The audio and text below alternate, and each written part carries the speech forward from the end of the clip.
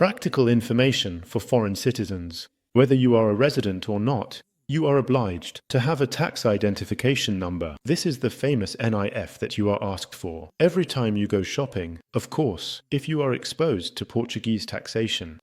The Portuguese tax authority rightly warns, you must now make the request either via the Portal das Financas website or via a face-to-face appointment at one of the Financas offices, from what I remember when we had to do it. A few months ago, I think the online application wasn't possible yet, so that's the new thing, but it's not that simple.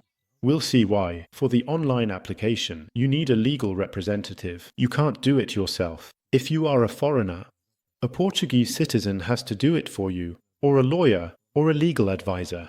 They're the one who submits the application. They must provide copies of documents.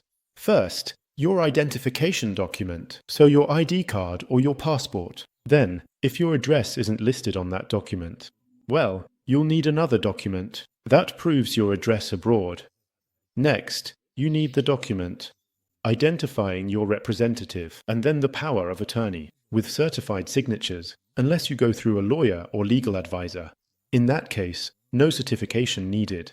Like I said, it's not that simple. Then, the other option is to make an appointment in a finance office or in a of the lawyers do Cidadão and go there yourself, or to send a representative there.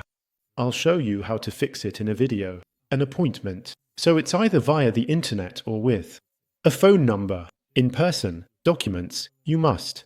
If you go, bring your ID or passport and a document that proves your residence abroad.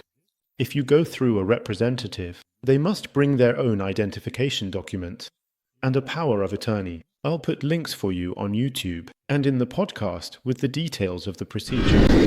Want to stay connected with Portugal? Watch the full show on YouTube. I'll put the link in the bio and subscribe.